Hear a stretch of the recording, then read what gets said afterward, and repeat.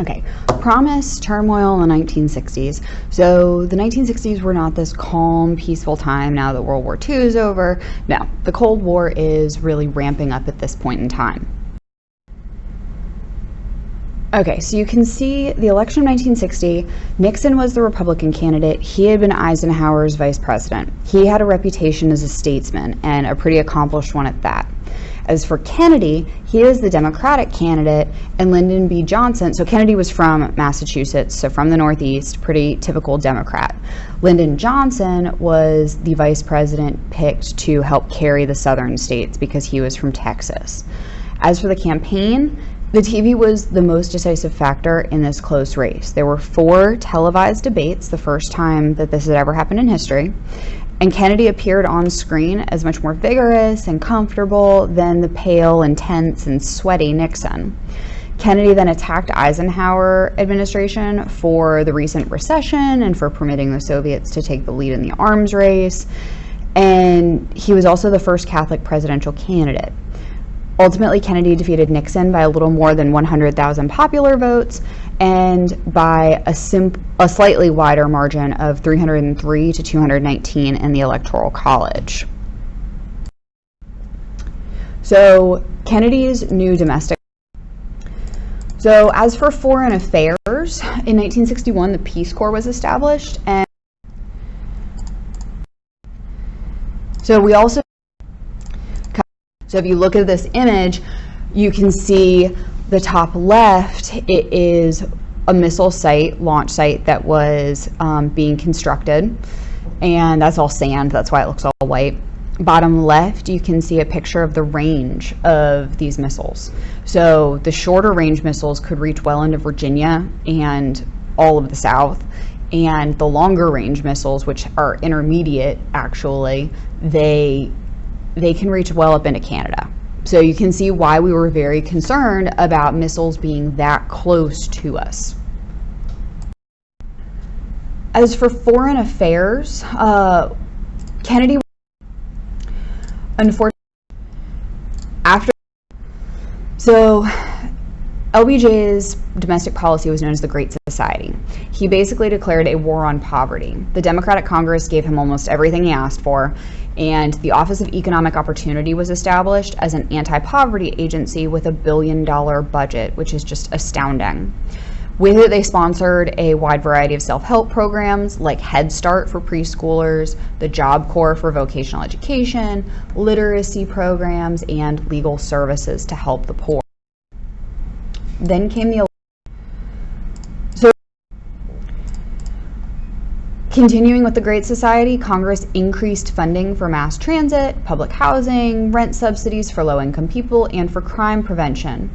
As part of the Great Society, Okay, so the 1964 Civil Rights Act made segregation illegal in all public facilities, including hotels and restaurants. This was started by John F. Kennedy and then continued by Lyndon B. Johnson. It gave the federal government additional powers to help enforce school desegregation, which had been started by Brown versus Board of Education 10 years prior. The Equal Employment Opportunity Commission was focused on ending discrimination in employment based on race, religion, sex, or national origin. The 24th Amendment came in to abolish the practice of collecting a poll tax, and the Voting Rights Act of 1965 ended the literacy tests, and it provided for federal registrars in areas where blacks were kept from voting, ideally to help encourage blacks to vote. As for further civil rights, in 1962, James Meredith, a young African-American Air Force veteran, he attempted to enroll at the University of Mississippi. A federal court guaranteed his right to attend, so you should think, okay, he got in, he's allowed to attend. Well, no, the University of Mississippi tried to prevent him from attending. So Kennedy had to send 400 federal marshals and 300 troops to control the mob violence and to protect Meredith's right to attend class. Then in 1963, Governor George Wallace of Alabama tried to stop an African-American student from entering the University of Alabama.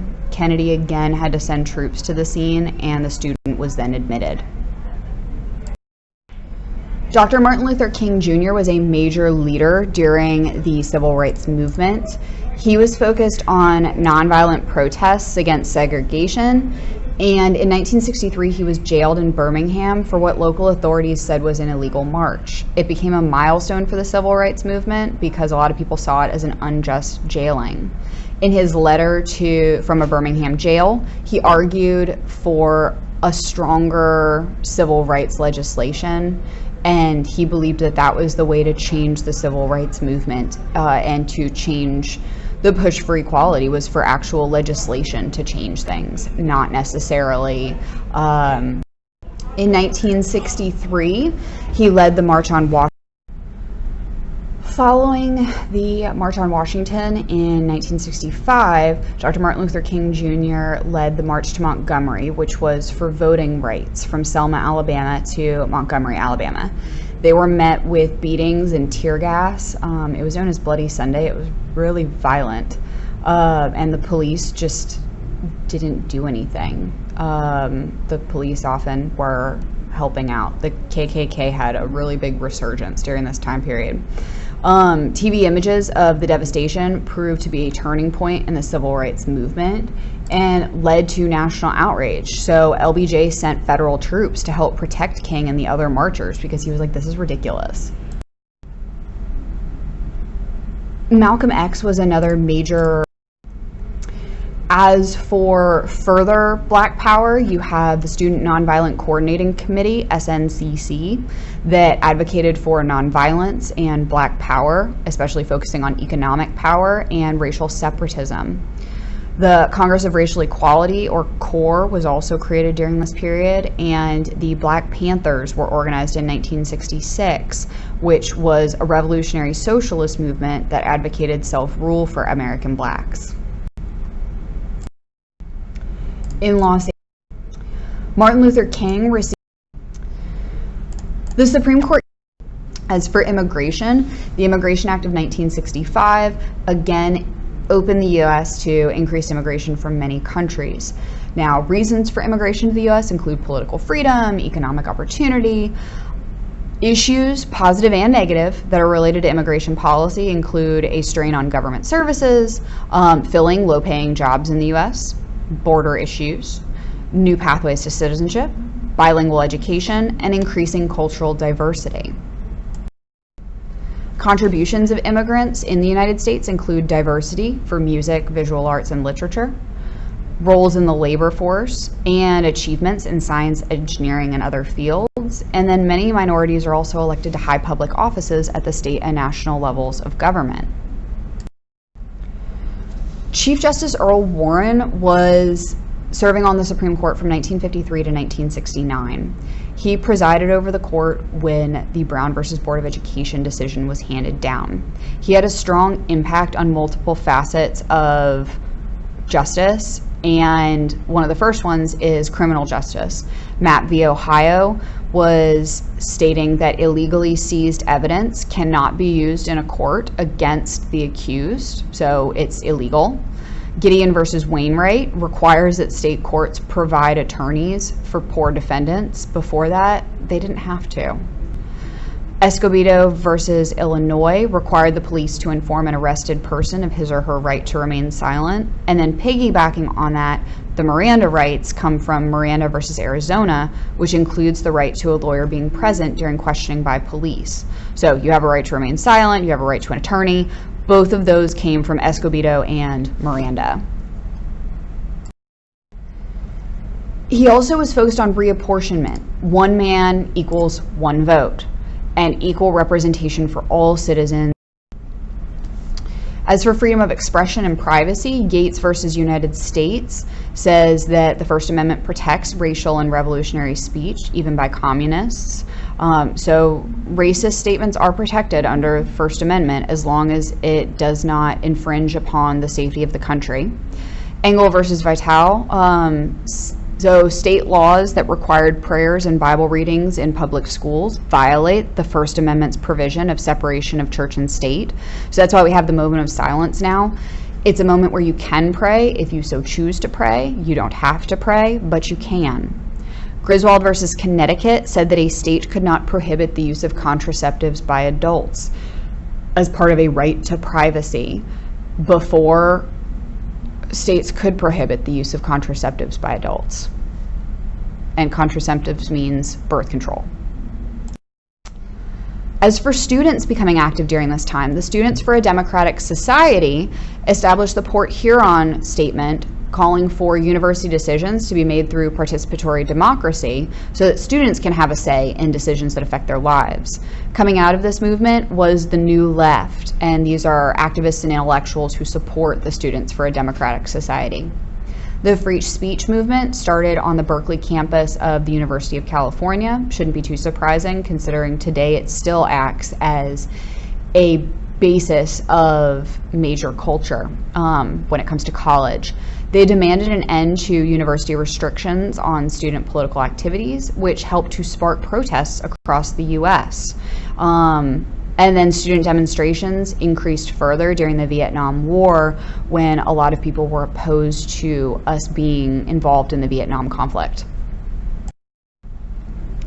During this period, we also see a rise of counterculture that includes rebellious styles of dress, music, drug use, communal living for some. A lot of these people are referred to as hippies and flower children because they have long hair, beards, beads, and jeans.